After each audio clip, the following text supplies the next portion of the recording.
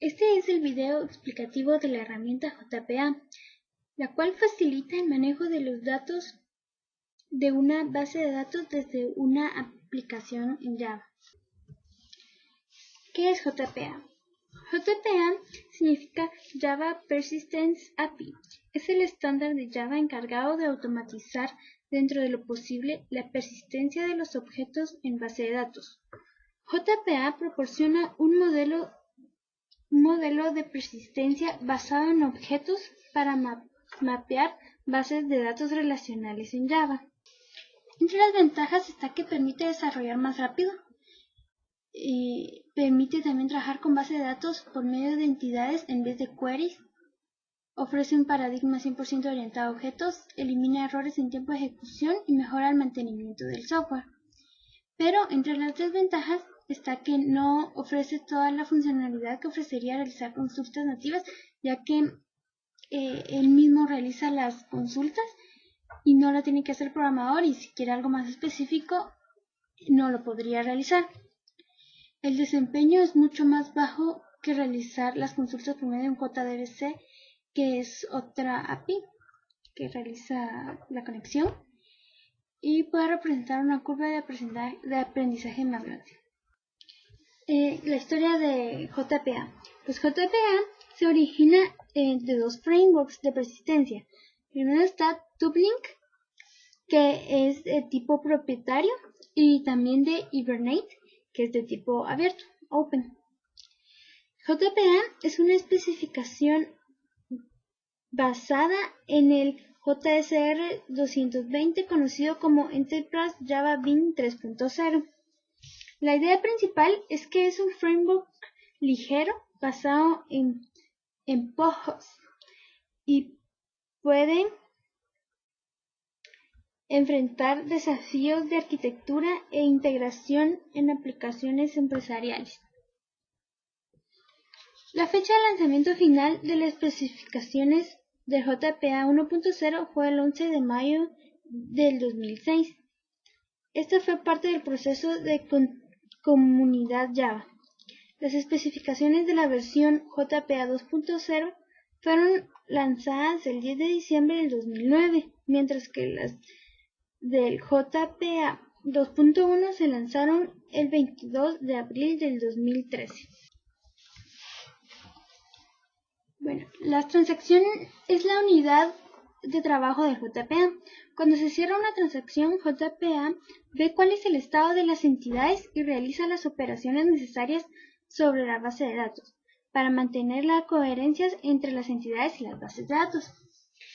Y los estados en los que se puede encontrar una base de datos, los dos más importantes son: primero está cuando está suelto, que es cuando la entidad acaba de ser construida como objeto y no está bajo el control de un Entity Manager. Y el otro estado es gestionada, que es cuando la entidad está bajo el control de un Entity Manager capaz de manejar y conservar la persistencia de los datos. Manejo de entidades en JPA. Una entidad es un objeto de dominio de persistencia. Normalmente una entidad representa una tabla en el modelo de datos relacional y cada instancia de esta entidad corresponde a un registro en esa tabla. En el manejo de entidades en JPA es importante distinguir el uso de la llave primaria. La llave primaria para cada entidad debe cumplir con ciertas características para que su uso sea el correcto. Por ejemplo, podemos mencionar que el modificador de control de accesos de la clase debe ser público. Las propiedades de la clave primaria deben ser públicas o protegidas. La clave debe tener un constructor público o por defecto y la clase debe ser serializable. También JPA permite el manejo de relaciones entre entidades. JPA es capaz de soportar relaciones entre entidades uno a uno, uno a muchos, muchos a uno y muchos a muchos. JPA también nos brinda ciertas funciones específicas que nos permiten el mejor uso de las entidades y un uso más fácil a la hora de programar. Por ejemplo, la función GeneralValue indica que el valor se generará automáticamente por secuencia. De esta manera podremos tener una columna autoincrementable que corresponderá a la llave primaria. La función many-to-one define que tenemos una relación de muchos a uno. Y la función join-column establece la relación existente entre dos entidades. JPA se enfoca bastante en mantener la persistencia de los datos, por lo cual es capaz de manejar dos niveles de caché para que esta persistencia se garantice en el uso de la aplicación. El caché de nivel 1 es el que siempre está disponible y es la zona de memoria que utiliza JPA para guardar los datos que vamos recuperando de base de datos y vamos modificándolos. Cuando queremos que los datos se vuelvan persistentes en la base de datos, se realiza un commit que llega a finalizar la transacción. El caché de nivel 2 es el que hay que habilitar en la configuración y es la memoria que JPA pone a disposición de la aplicación para guardar objetos de uso frecuente en dicha aplicación y conseguir un mejor rendimiento. El mapeo lógico de JPA. Las entidades de JPA no son más que simples POJs que descritos debería ser Plain Old Java Objects, que son objetos planos que maneja Java en la programación, que tienen definido sobre su clase, propiedad o métodos unas anotaciones especiales en el framework EJB 3.0. Las anotaciones de JPA se clasifican en dos categorías: las anotaciones de mapeo lógico que permiten describir modelos de objetos, asociaciones de clase, etc., y las anotaciones de mapeo físico que describen esquemas físicos de bases de datos, tablas y columnas. Dado este manejo lógico, podemos deducir que JPA también es capaz de realizar el manejo de transacciones por medio del modelo lógico. La transacción es la unidad de trabajo de JPA. Cuando se cierra una transacción, JPA ve cuál es el estado de las entidades y realiza las operaciones necesarias sobre base de datos para mantener la coherencia entre las entidades y la base de datos.